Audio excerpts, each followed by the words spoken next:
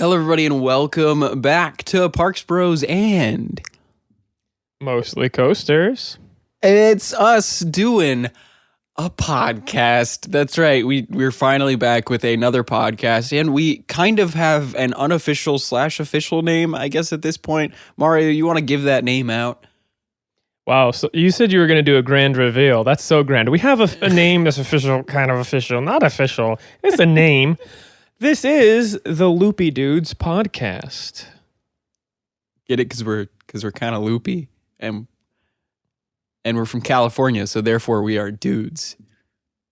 Oh yeah, and roller coasters have loops. Yeah, and so does my logo. When dudes ride them, they also have dudes. So wow, it's like a quadruple entendre. Wait, when dudes ride them, they have dudes? What does that mean? Yeah. Well, coasters also have dudes, and they have loops. So it's perfect. Well, whatever. Yeah, okay.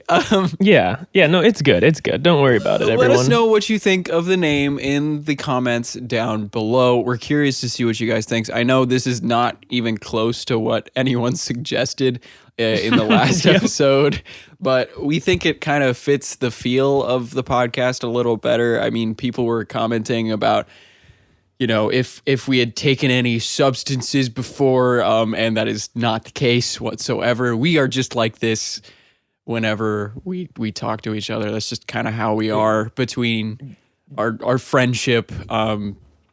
So yeah, we are just loopy dudes, and coasters have loops. And apparently coasters have dudes as well. Yeah, man. They got the dudes. Oh man. So what's up? What's happening? It's been 2 weeks since we've done one of these. How you been? I've been tired and I've gone on 0 roller coasters, I believe. How about you? I'm pretty tired as well, but kind of for the opposite reason. I've been going on too many roller coasters. Wow, look at you. Yeah, I know. I can brag about it a little bit, huh? I've seen plenty of roller coasters. I've worked a roller coaster. I have not ridden a roller coaster in the past 2 weeks, though. So yeah, look at you. Brag about it. Yeah, I know. I rode Manta and Electric Eel again for the first time in almost 2 years this week. That was fun.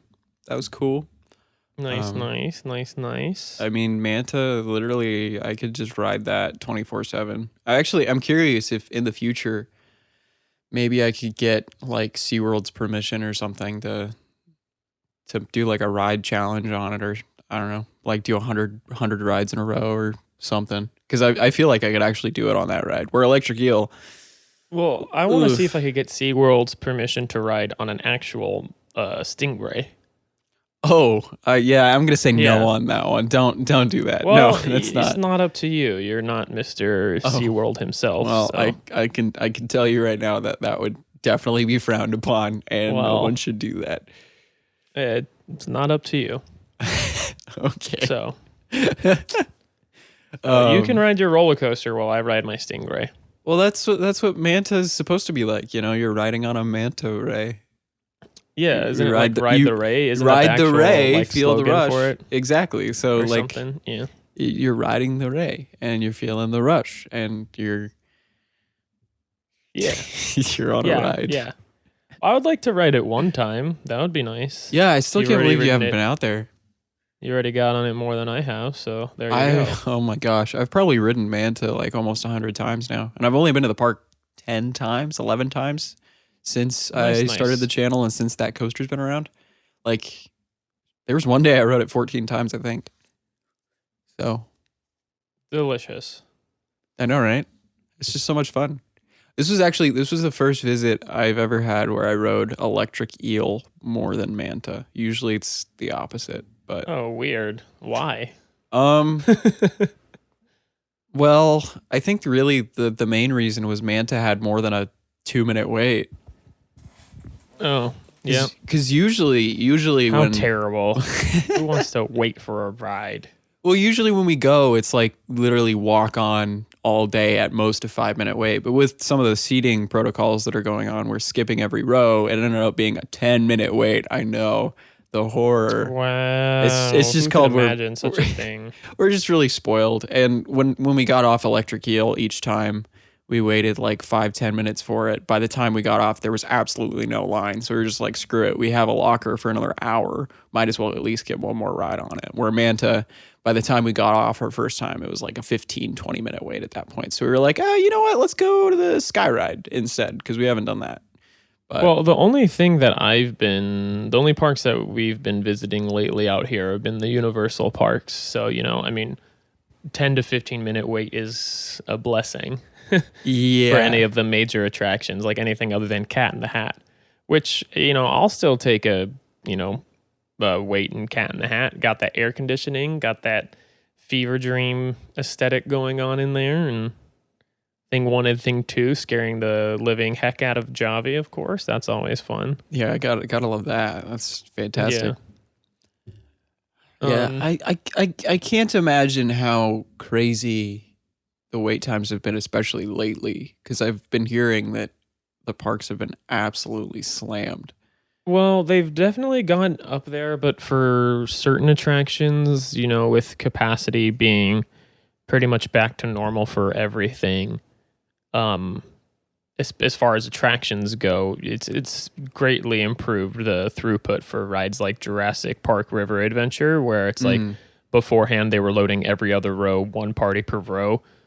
And same with like rides like Kong that I don't know if they still are doing this, but they were loading one party per row. So if you have like a single rider, that takes up an entire row that's intended for, I don't know, like 8 people or so. So yeah, definitely. Rides like that, it's definitely helped capacity, but more people coming into the park doesn't really help rides like Velocicoaster, where it's 2 people per row. So it's just a couple single rider slots being filled in. Oh, is single rider like operational for Velocicoaster? I know people have been talking about it. Single rider has been a thing since they started doing technical rehearsals. Yeah. Really? Yep. That is so weird to think about. Like, especially after this past year, like thinking about a single rider line being a thing again is just. Yeah, they started bringing them back like about I don't know 3 weeks or maybe even longer ago. Wow. Okay. Yeah. I mean, it's great for capacity. The nice thing about Velocicoaster is it's like a lot more spacious seating than something like Hulk. Like that's a bit more awkward to like have someone next to you that you don't know with just like your elbows rubbing against each other. I've never been a fan of riding B&M with over the shoulder restraints with somebody that I don't know. Well, unless it's like Gatekeeper maybe, or Banshee, where you have a little bit more like arm room. Yeah, any of the traditional over-the-shoulder restraints, though, it's a little cramped with someone that you don't really know sitting next to you. I feel like most other coaster types, it's not as big of a deal. Unless you have that type of person that just, like, puts their hands up and sticks their arms in front of your face, and you're like, bro, I don't know you. Get your, like, smelly armpit out of my face, please. Yeah, no, So. yeah, I know how that goes. Yeah, Ghost Rider, single riders have done that to me plenty of times. Well, GCIs. People put their armpits in my face on GCIs, man. I don't know what that's about. Keep your armpits to yourself. I will say it's probably more common on Ghost Rider than any other ride I've been on. I don't know why, but like people don't stick their arms up. They stick them kind of outward, like in front of them. I guess it's because of the hand choppers that maybe like really will hit your hands if you put them up in certain parts. Yeah, which is fair. But yeah, no, I've gotten hit in the face with somebody else's arm more times on that ride than anything else. I mean, pretty much every single time I've known the person at least somewhat, so that's okay by me. But it is still kind of like, oh, hi. Well, that's better than a stranger's armpit for sure. Yeah. Well, usually I'm at knots with at least a group of 2 or 3. I'm rarely there solo, so. It's just weird because it's like I've been on Twisted with strangers before, and those are about as cramped as it gets. Like RMC's restraints and seating arrangements, you're like right next to each other, and somehow people don't put their hands in my face on that ride. So I don't know. Yeah, you know what? I think it is the hand choppers. I think it's got to be that. But it's kind of weird. I feel like the side panels of wood are actually closer than the ones above you. Yeah. So it's like, oh, okay. I mean, not like you're at any real risk of smacking them or anything, but it's still kind of funny to me. Yeah. Speaking of knots, though, since we went to Ghost Rider, I went to Knott's. That was fun. Right. I wanted to talk about that because they are officially celebrating their 100th anniversary. Because back in December 8th of 1920, that's when the Knott's family officially moved to Buena Park. So now they're celebrating 100 years of Knott's Berry Farm. Wait, but shouldn't they have celebrated that last year? Well, I mean, they were going to. Wait, why didn't they? Oh, that's a whole nother thing, Mario. They don't know how to do math very well. Well, actually, if you think about it, they weren't doing math well before because that was before the 100th anniversary. So this is now officially after the 100th anniversary. So it is in that 100th anniversary time frame. Anyway, I guess so. I guess if you want to be really technical about it, I lose. Good job. Me being the crazy historian dude that I am, I'm like really just insane about those types of things. So I'm like, December 8th, 1920 is when they moved there. How dare you celebrate before? I mean, like, it's not even that big of a deal. I'm just kind of stupid in that way. I zoned out. All I heard was that you're stupid, so I agree with what you said. Fair. But Berry Tales, you got on Berry Tales. Oh, right? yeah, we could talk about Berry Tales. Yeah, because our whole talk about theme, some new attractions and whatnot. Yeah, we're talking about our theme for today is new attractions for this year. Because those are actually opening now, which is just amazing. Yeah. But Berry Tales, Knott's Berry Tales, returned to the fair, the sequel of the much beloved original ride that was designed by Rolly Crump. Berry Tales, the Squeakquel. I gotta say though, I was pretty impressed with Berry Tales in total. I knew it was going to be pretty much the same ride system as prior with Voyage to the Iron Reef, but even with it being that same ride system and the same ride layout and technically even the same exact vehicles, just different blasters. Yeah. I was very, very thoroughly surprised with everything. Like sure, it's still a screen-based ride, which I know a lot of people don't prefer, which I understand that. But the sets around those screens were way more impressive than I was expecting.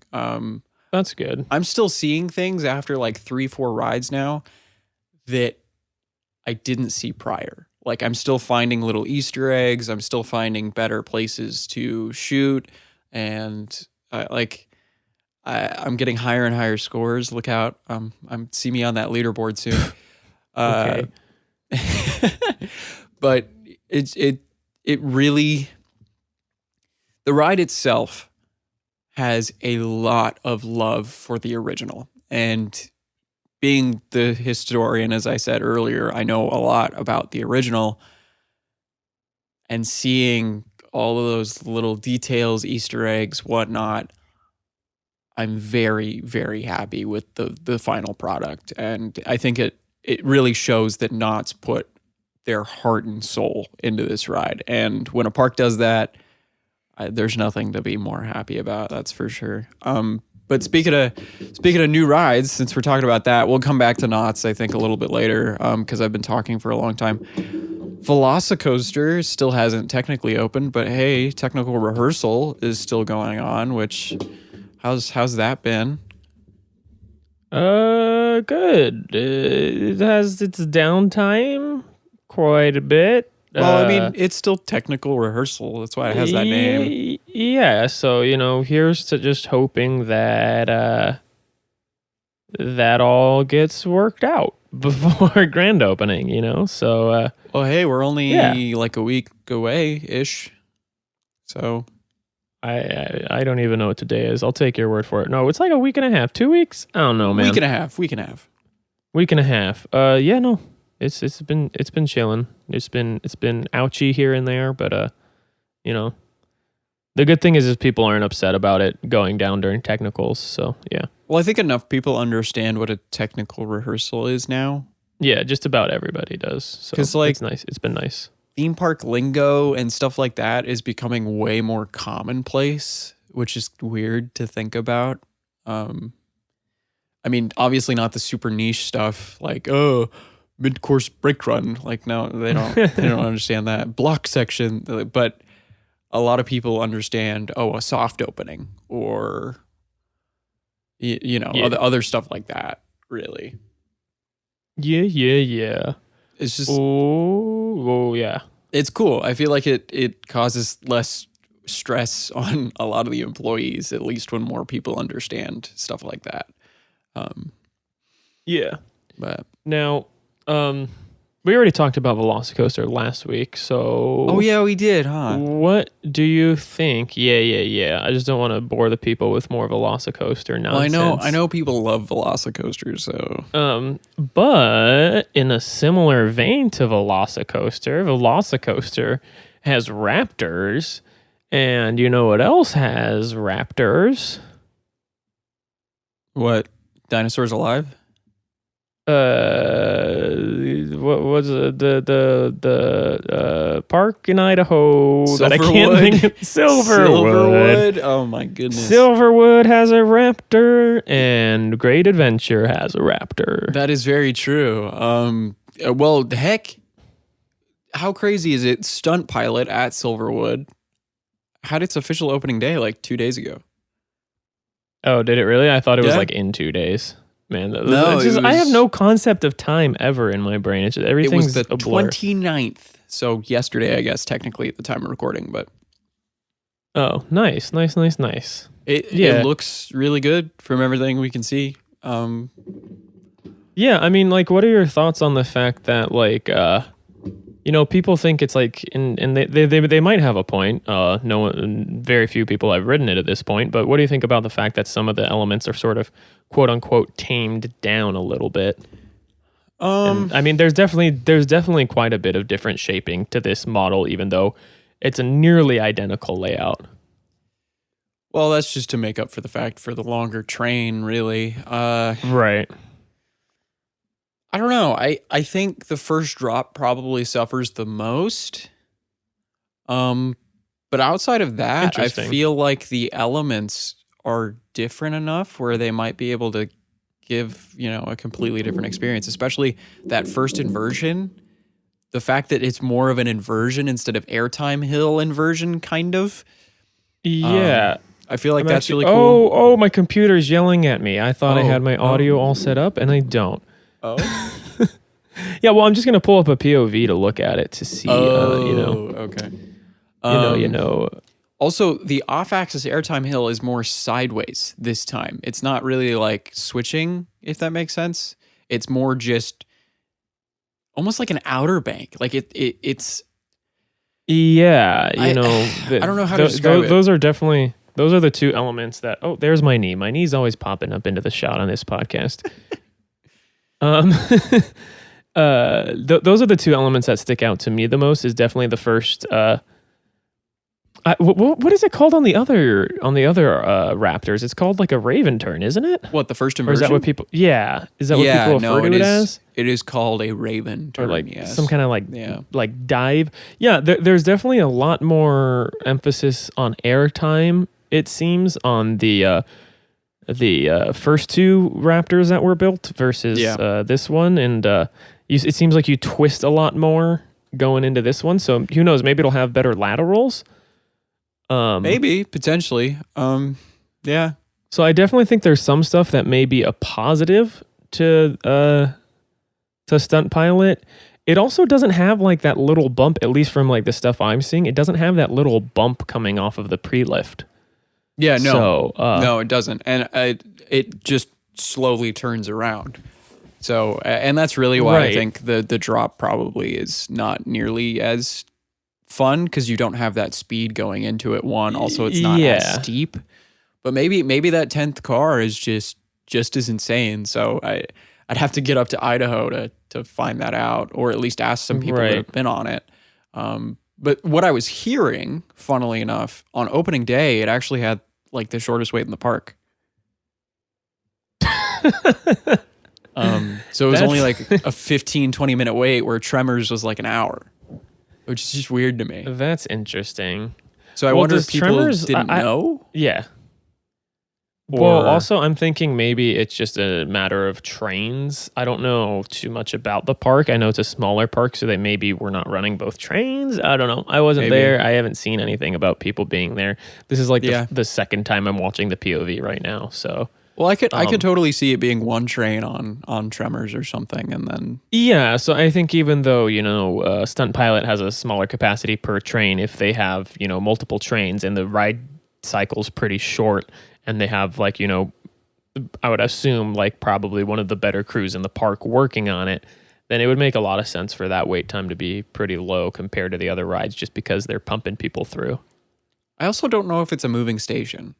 I highly doubt it. I don't think it is. With the two, I'm assuming it's only two trains. I don't know. I really couldn't confirm on that one either. I can't imagine it would be efficient enough to have three trains on it. But with how long the trains are, I don't know that a moving station would work all that well. Yeah. And again, from the stuff that I'm seeing, it's only one. It's not a moving station, but obviously a moving station has the ability to stop moving. And it pretty much does every time on Wonder Woman, at least when I'm there at Fiesta, Texas. So. Oh yeah, when I was there, they weren't using it moving at all. Well, it would just park every time. People were slow, so just how it is. Yeah. So it looks like a fun ride overall, basically, is what we're getting at, and it has, if anything, they're unique elements. So it's slightly more unique than the other Raptors, and it has cool near misses, which Wonder Woman is somewhat lacking in compared to Railblazer. So it kind of has like a Railblazer-y hand chopper vibe to it with some of those rings in the barn that they put in. So I think those aspects are nice. Yeah, I think those are great, actually. And they just added those over the past week, too. Yeah, I love those little elements, just the hand chopper, head chopper type deal. Yeah. Also, but definitely, yeah. There's this crazy like set piece that is a flipped upside down biplane that's like in the queue. That's fun. It's like suspended on wires. It looks really cool. I saw that the other day and I thought it was fantastic. But I don't know where you could find it. I think I saw it on Reddit yesterday or 2 days ago or whatnot. But it's just this really cool set piece that is next to the queue while you're going into the station.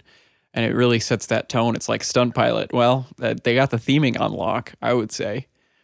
So... Yeah, no, I assumed it was going to just be kind of like plopped in there. So it's nice that it's a little bit more than that. It's along the lines of, Six Flags theming, but some of like Six Flags better themed attractions where it's like, a little bit of effort was actually thrown into there. So yeah, it's nice. Kind of like X-Flight. Or like maybe even Wicked Cyclone, right? That's the one at New England. I always get Twisted and Wicked mixed up. Yeah, Wicked. Like I know that has a lot of set pieces all over the place. So, speaking of Six Flags, no. Give me 1 second. I want to talk about this real quick. There's this rumor that Stunt Pilot was originally for Kentucky Kingdom. What's your thoughts on that? I mean, it's possible. They were supposed to get a Raptor at some point, weren't they? I mean, I was definitely hearing rumblings about that. Yeah, and they were definitely teasing it too. And it would make sense for that to be an upgraded version. I mean, I say upgraded version, not necessarily speaking about ride experience, because I really don't know. I'd have to ride it, but definitely from like an operational standpoint, that's an upgraded an upgraded version, more capacity and whatnot. So I think it would be a really good fit for them, but who knows? Sorry, I just wanted to talk about that because I find it really interesting if that was actually the case. I mean, it's obviously still a rumor. It's not been confirmed. But anyway, speaking of Kentucky Kingdom, that used to be a Six Flags park. I was going to say, speaking of better capacity, because they're 12-car trains. You know what? Also a very valid segue. What do you think of Jersey Devil Coaster? That's another one that is... completed. It's finished its test runs, and I don't know if there's an opening date yet. I believe there is not. they still have quite a few test runs to do. Because I know the state of New Jersey is kind of more Very stricter on that than like a California, with when it comes to testing and stuff. So they still got a lot of that to go, but yeah, no official opening date yet.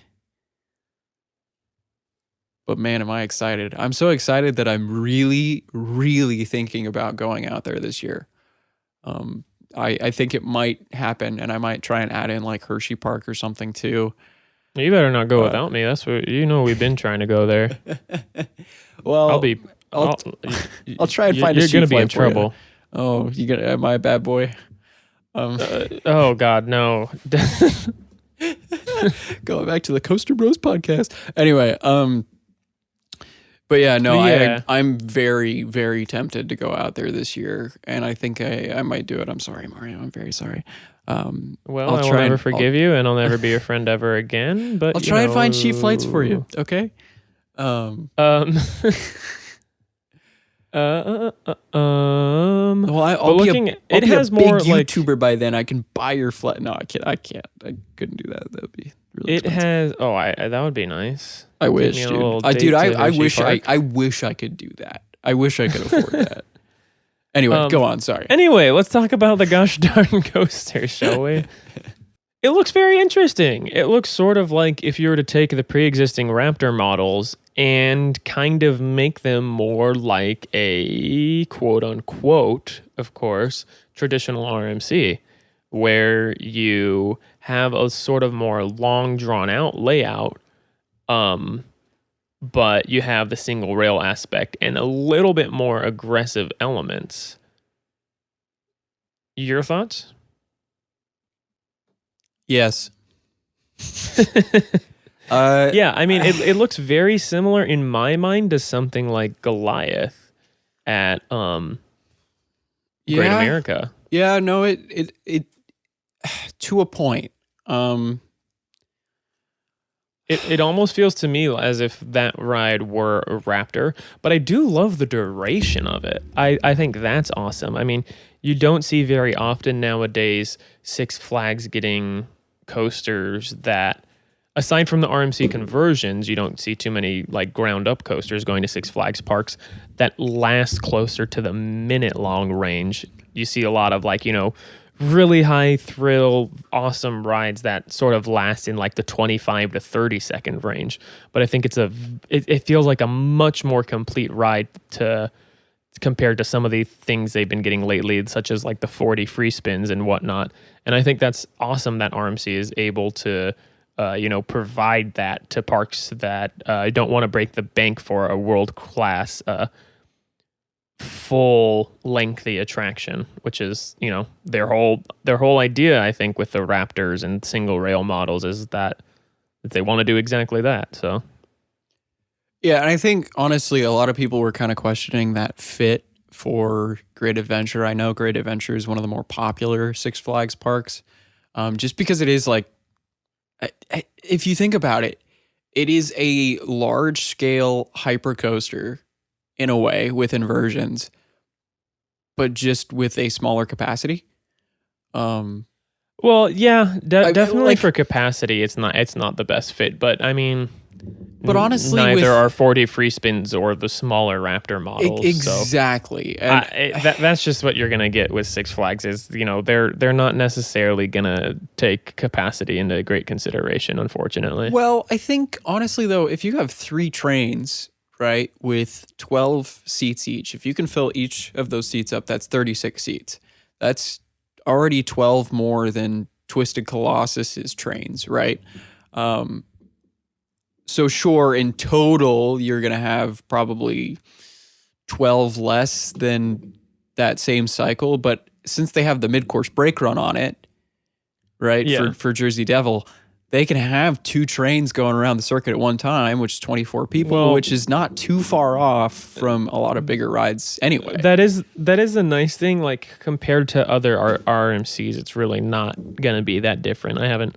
You were losing me a little bit with the math there. I was trying to do math. I'm definitely not going to try and attempt it myself. But I'd have to imagine, like, RMCs really don't have the best capacity, but with the added mid-course brake run in there, I think that kind of compensates for the lack of seats on each train. So, compared to other RMCs, it won't be that bad. Compared to other rides in the park, it might be a little bit worse, but yeah, the mid-course brake run will definitely be a benefit. Well, I think the capacity on the Raptors really isn't as bad as a lot of people think, because every time I've been to Fiesta, Texas, the longest I've waited for Wonder Woman was 45 minutes, and that was with 2 train operations with distancing on the trains. Yeah, I mean, that's not a bad point. Those haven't been as bad as they could have been. I've been there with 2 train operations on a regular day, like opening day. Sure, I skipped a lot of the line with single rider, but like I still only waited in total, I think 30 minutes, and the line was all the way at the sign. I mean, with Railblazer, that was running 2 trains the day I was there back in 2018, and we waited 50 minutes, and that was from the entrance sign, like full switchbacks, full everything. Yeah. It was only 55 minutes. So yeah, I've had pretty lengthy waits with Railblazer, but I mean, as long as the park can keep those 3 trains healthy, I don't know if they'll have a 4th one too, just as a backup, or maybe some backup cars or whatever. I believe they do, at least. So that'll be awesome. So hopefully, if that is the case, hopefully that'll keep it running smoothly with full capacity for at least a few years to come. Yeah, definitely. And I mean, with everything in that park already, you have King Ka, you have El Toro, you have Nitro. Those are all big draws already. So I feel like, honestly, after probably starting next year, after most of the locals have been on Jersey Devil, it'll probably kind of level out line-wise, unless it is really that good in, the average visitor's mind. So, I mean, I don't think. What element? Oh yeah, sorry, I interrupted you. Well, I just don't think it'll get like as crazy of a line as people think it might. I mean, of course, opening week or whatnot, it might be, 2 hours or so, but that's just how it is with every new ride. I mean, heck, I waited almost an hour for Berry Tales on its opening day. So, and that's just a family dark ride, and it was on a pass holder preview day, mind you, too. So it wasn't even like that was a Thursday. The park wasn't nearly as full as it could have been, even with the capacity limitations. But anyway, you were saying?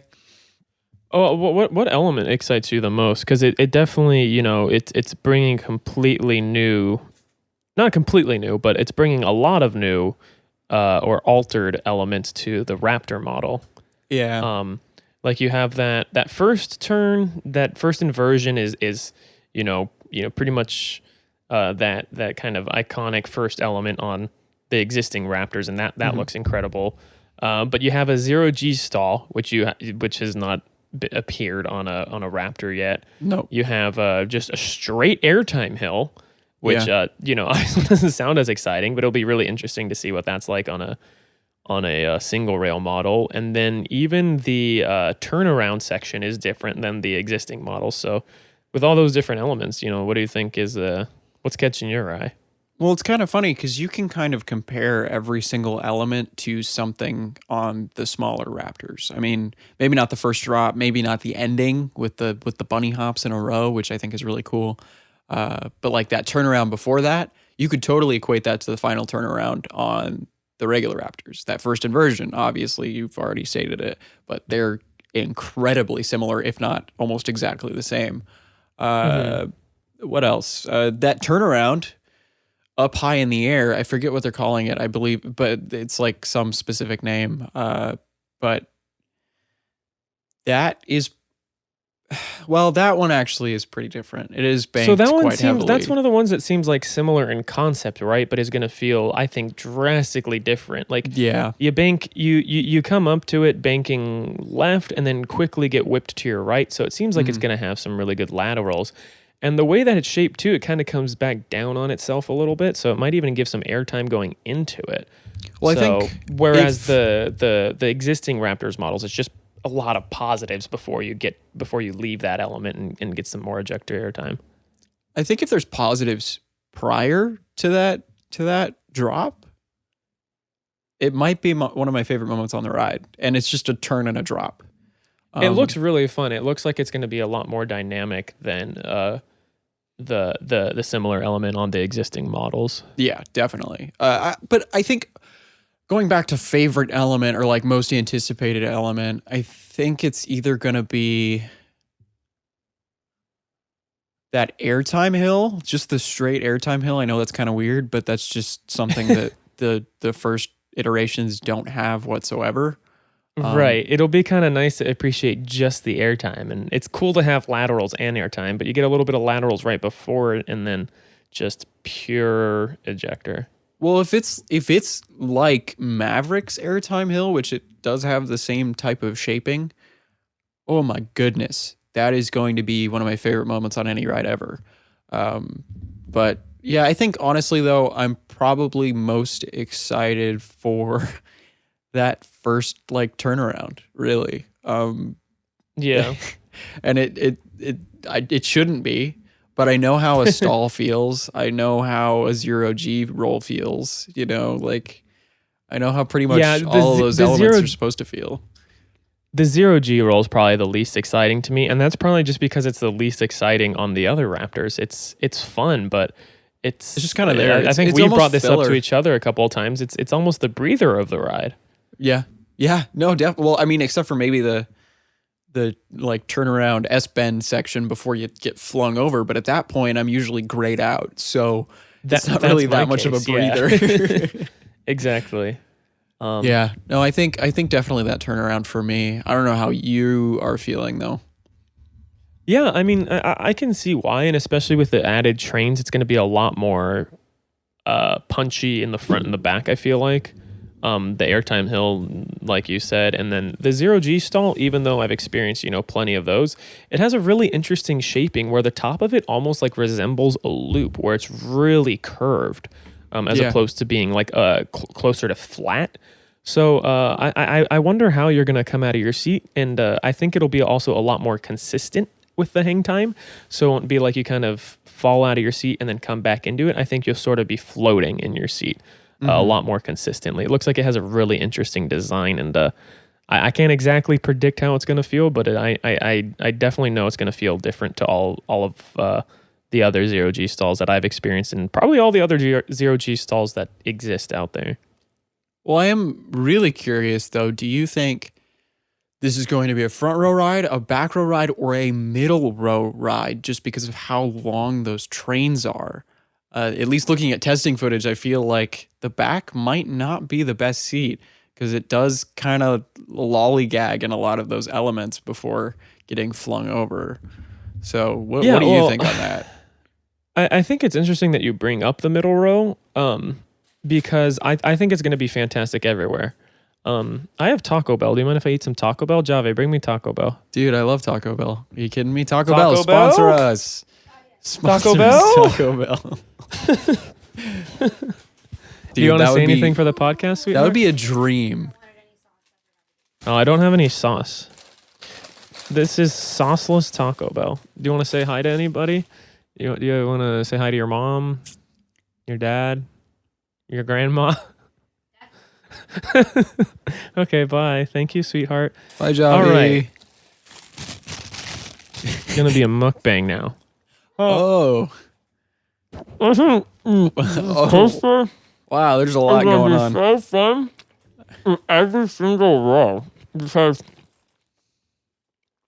of how aggressive the elements are. Anyway, I think row 10 is going to be where it's at. Don't at me. Okay, cool. No, but it really is interesting that you bring up the middle row because there's a lot of coasters where it's like they might be better in the front or the back, but I think you'll be able to appreciate every single aspect of this coaster in the middle. Yeah. Well, that's how I feel about Joker. Airtime hills, what's that? That's how I feel about Joker, honestly. If every airtime hill is strong enough, you'll have no problem getting airtime in the middle, and it will be the most consistent. And that's how I feel on like Mako, on the 5-second floater hill. Instead of like getting yeeted out of your hill instead of getting yeeted out of your seat in the front row, and then like kind of falling back in. And then in the back row, you're kind of in your seat going up it the whole time, and then you don't get pulled out till you start going down. You're just floating the whole time in the middle. So I think the middle seat can oftentimes be an underrated row, and I think Jersey Devil will be another case of that. Well, that's an interesting take, and I mean I pretty much agree with you. But I am curious, moving from Jersey Devil, well, pretty much talking about Raptors in general. Looking at the Raptors originally, right? There were a couple of those clones, and then you have Stunt Pilot coming in, which is kind of an alteration on those clones. Do you think Jersey Devil will have a clone exactly, or maybe a kind of switched up version of it, like with some different elements, or like eventually maybe a 14-car train? Oh my gosh, that would be insane. But like, do you think that is possible at any point in the future? I know that we're probably talking about this too early, considering the coaster still hasn't even opened yet, but I'm curious. I'm curious to see what you think. Wow, I almost like, wow. It's possible. I mean, anytime you have a pre-existing layout, that's always easier to go with, and probably a cheaper option as well. I'm more interested just to see if there's any more of the Stunt Pilot clones coming to any park. That'd be interesting. Yeah. Because I feel like that's the future for that model. What park wouldn't want extra capacity? Even if you are a super small park, every park has its busy days. So, yeah. And as far as a 14 car model goes for Jersey Devil, maybe 20. I mean, Let's they'd use have 20 to cars. really 20 tame down cars. some. They'd have to really tame down some of those elements. Yeah, that would be very interesting to see, especially like seeing Stunt Pilot now and thinking about that that version of it being cloned, because I feel like it's more of a family friendly version of the original, and that's really only because the drop might not be as intense. I mean, I really can't speak on it. It just looks more family friendly than its counterparts. So it's really it's tough to say. I don't think it'll be more family friendly, because even if it's slightly less intense, I still think that's, yeah, it still does have have to be like as, 3 inversions. as much of a like. Yeah, you'll have to be as much of a adrenaline junkie, for lack of a better phrase, as you would for the other models. Yeah, definitely. There's no way a kid that's like sort of iffy about Wonder Woman or Railblazer should go on Stunt Pilot. Yeah, no, that's fair.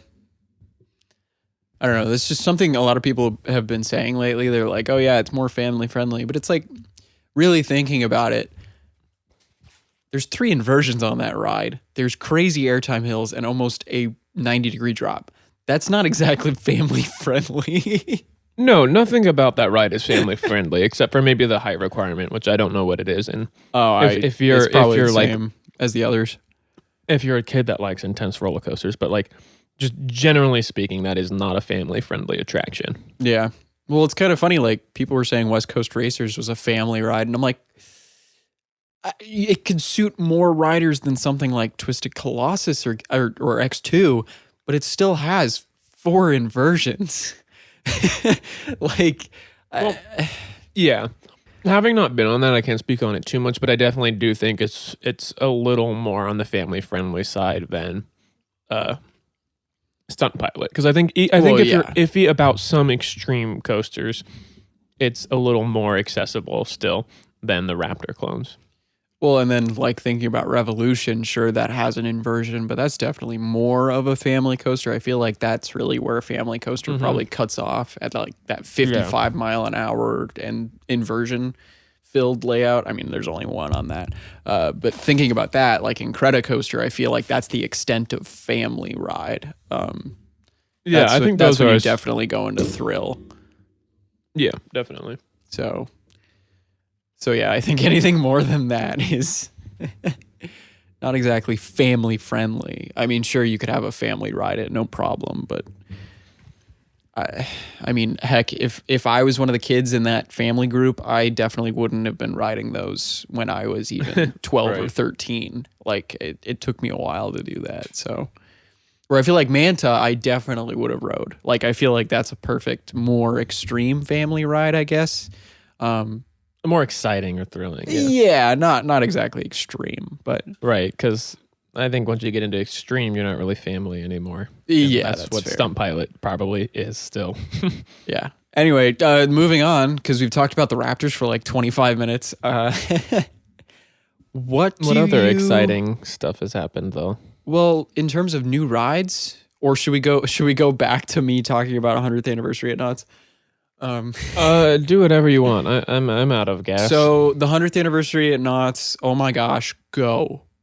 That's just like me genuinely saying, go to the park, experience the festival, experience summer nights. Holy cow, that is the best event I've been to at a park in a long time. Knott's kicked it up a notch. I feel like I'm doing an ad for them. I promise this is not sponsored at all, but just the food, the Loopy photo Dudes podcast opportunities. is not sponsored by Knott's Berry Farm, but it could be. I would love that, actually. Knott's. I love your park. My family's worked there for literally generations.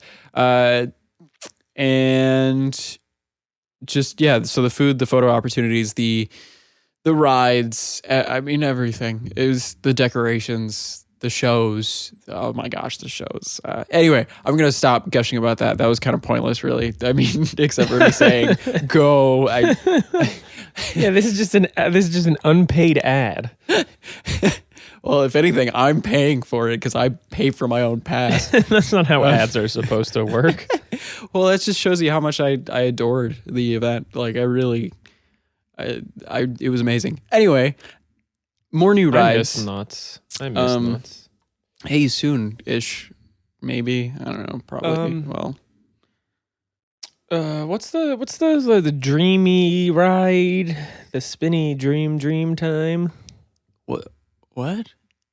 Spinny dream time at like Plopsaland? Oh. What's it called? I call it as a joke Happy Coaster 3000 because I can't remember the actual name. Yeah, neither of us can. We know it's something corny. It's like the Ride to Happiness or something. I think you're right. Nope, I mistyped. Not Riff Raff. That's definitely not. So we're going international with talking about the new rides this year. I'm cool with that. Let me see. The Ride to Happiness. I'm trying to find some testing footage of it, but that thing looks insane, man. So I've seen some variation in testing speeds. Like the first test I saw of it, it was hauling, and I'm like, "There's no way that's how it's going to run." And subsequent testing I've seen has been significantly slower. You know, well, right. You just want to. That's why a lot of times, you know, with launch coasters, you can see it going faster than it actually ends up going, or any coaster for that matter, just to make sure that it doesn't valley. Yeah, but regardless of what speed it's going at, that thing looks crazy. It looks significantly more intense than a Time Traveler. It just looks like it has sharper elements, for lack of a better word. Well, I will say, prior to going to Silver Dollar City and riding Time Traveler, I would have said this has a chance of being the best coaster in the world. I was one of those people. And I still think that's possible. I just don't think it's nearly as definitive now after riding Time Traveler as many times as I did. Maybe if I got more rides, like 20, 25, maybe I would have changed my mind because I was warming up to it more and more each ride. But yeah, I don't know if I'd say it's 100%, oh my gosh, this is a top 3 ride in the world. I mean, I still think it is going to be probably the best coaster in Belgium. At least from the things we can see. But outside of that, I think it'll be one of the best rides in Europe. It'll probably be like top 10, top 15 in the world. I just wanted to step back on me going, oh yeah, this is going to be the best ride in the world. Like, that was kind of dumb of me, I'm going to say. Anyway, sorry. Go on, Mario. Sorry. Having not been on Time Traveler yet, and sorry, I'm just laser focused on my computer this entire time. It's not very polite of me to not give the viewers eye contact. But every single aspect of it looks significantly more intense, fast-paced, and just honestly all around better than Time Traveler. I mean, first of all, that inversion out of the station. What's with these mock spinning coasters having fantastic elements straight out of the gate? I think that's awesome. Yeah, that's. I will say that is insane to think about. I love it. Like a vertical drop out of the station for Time Traveler, and then an inversion out of the gate for this one. I think that's so awesome to just, as soon as you're dispatched, you're already in it. Well, that zero G roll on Time Traveler was one of my favorite elements, so I think I'm more excited for the JoJo roll on this thing. Imagine taking that sideways. You're just doing a slow motion front flip. That sounds I can so tell fun. you that is a really cool experience. But so you have that right away, and I mean, I think probably, and you can answer this for me. It seems like the most intense element of Time Traveler is that first drop. Would I be correct in assuming that? Probably not. Oh, okay. Interesting. Yeah. Well, unless you're in the back. If you're like in car 2, not so much. It's kind of like a floater moment. Gotcha.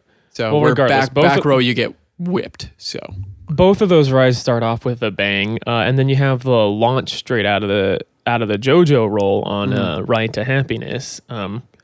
And then you get where is it? Where am I in the? You go straight up the hill, right? That top hat. That what would you even call that? It's like basically a top hat that's split in half, and then you have an outward bank turn. It's a 10-gallon hat, is what it is. A 10-gallon hat. Yeah, is that what people are calling it, or did you come up with that? No, I came up with that because it's got the little dip in it in the middle up top where it's like really tall. That's like a 10-gallon hat, like a cowboy. Yeah, no, that thing seems awesome. That thing seems awesome. It looks like you're going to get launched out of your seat in the front row, and then it's even everywhere's going to feel too. weird. Yeah, on that outer bank part, it's going to feel so funky going across it. It'll be really cool to be on the side that's like facing over the edge, and it'll be interesting too to just have your like seat rock back on the other side as well. And then you got all those inversions. You're gonna get ejector going down, man. You got that crazy drop. They have like a flying snake dive looking thing. They have a banana roll.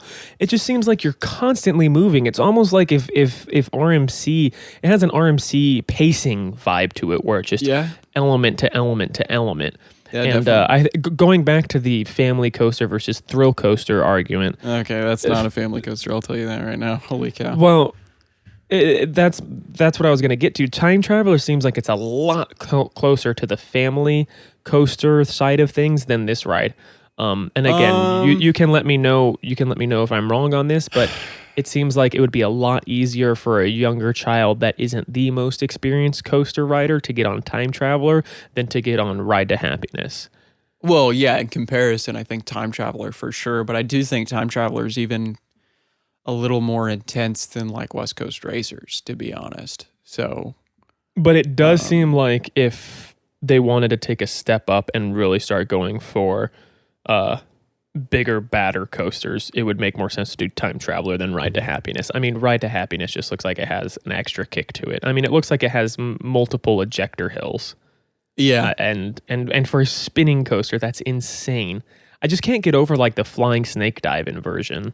I think that's probably going to like be my most anticipated element on that ride. Easy. That looks so insane because you're going from upright to upside down to upright to upside down. So it's quickly. Ridiculous. Anyway, so now that we've talked about that, I figure we haven't talked about like SeaWorld at all, and they have four coasters that are supposedly fitting. Well, I just figured we'd talk about that real quick. If that doesn't sort of confirm sort of the people's speculation that hype and interest is going to sort of wean from those rides, then I don't know what does, because we've gone about just about an hour at this point without even talking about Gwazi, Icebreaker, or Emperor. Pantheon, hello. Or Pantheon even.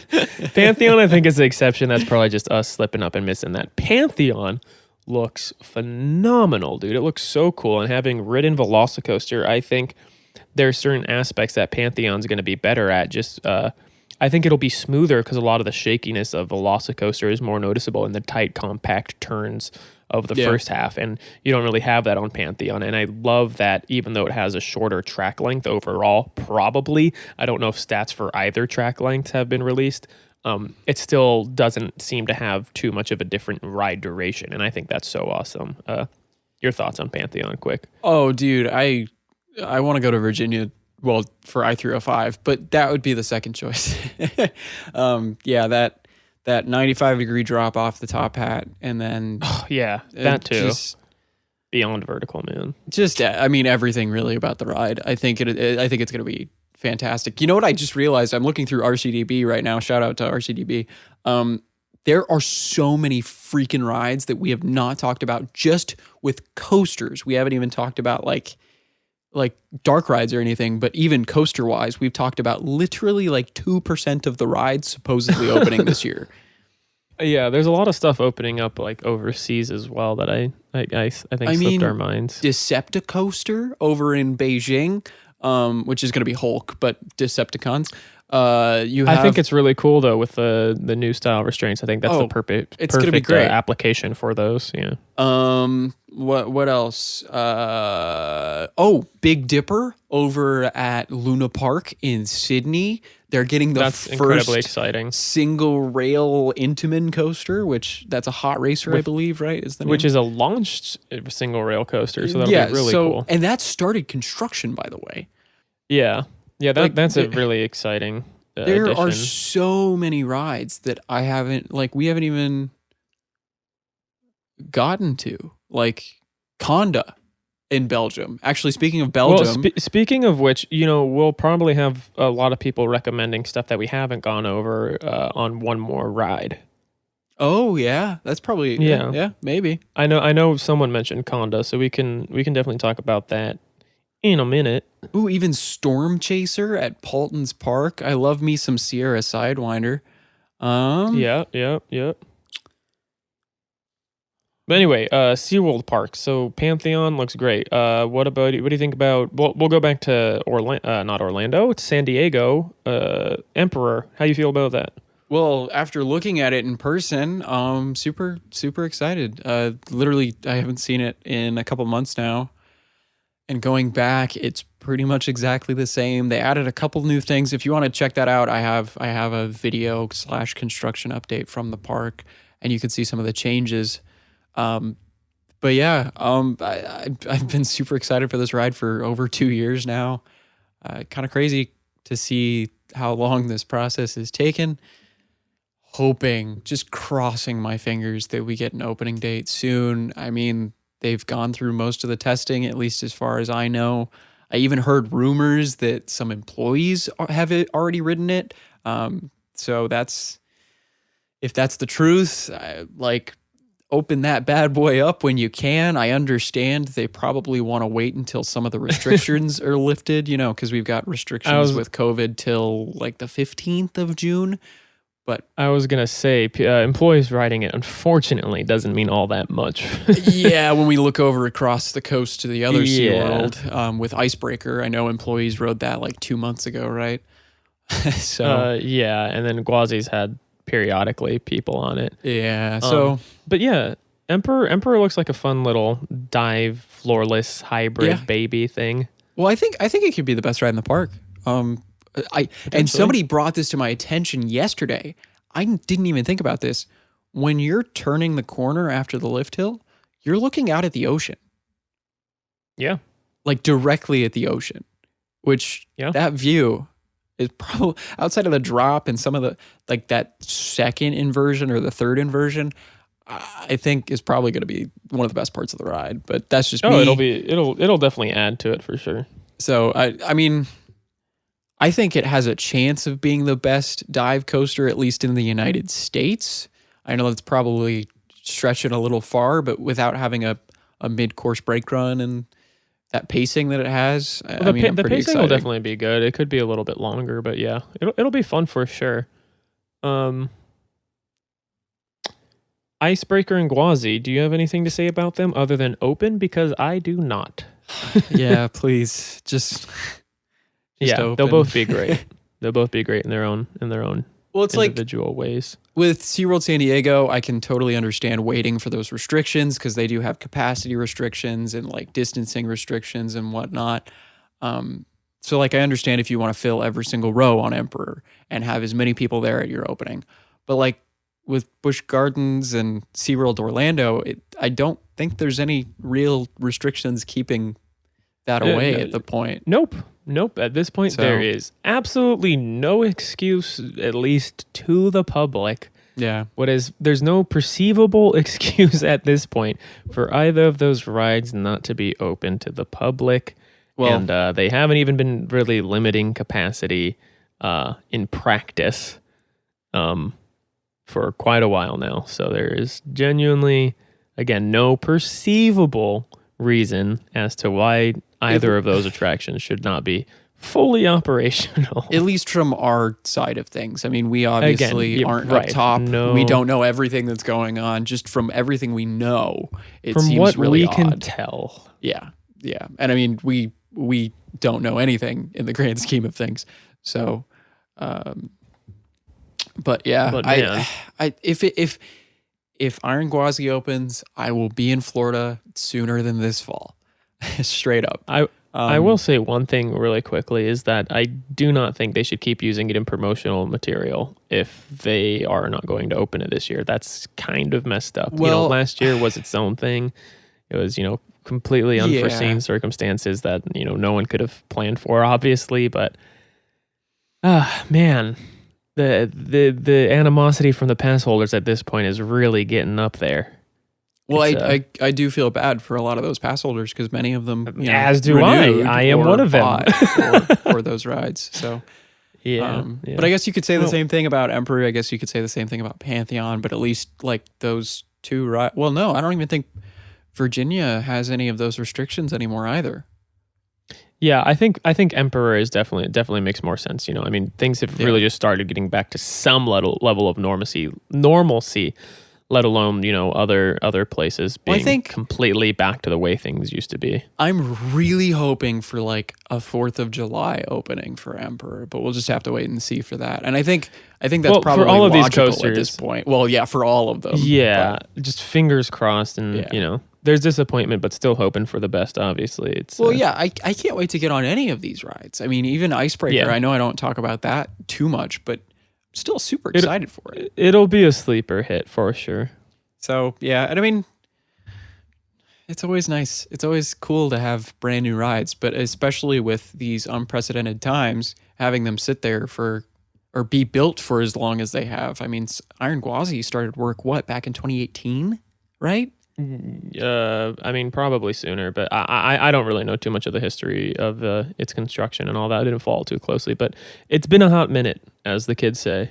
Well, but like just to be staring at all these brand new rides not being open, it's like, oh, come on, please, soon. We just want to have fun and ride them and spend our money at the park.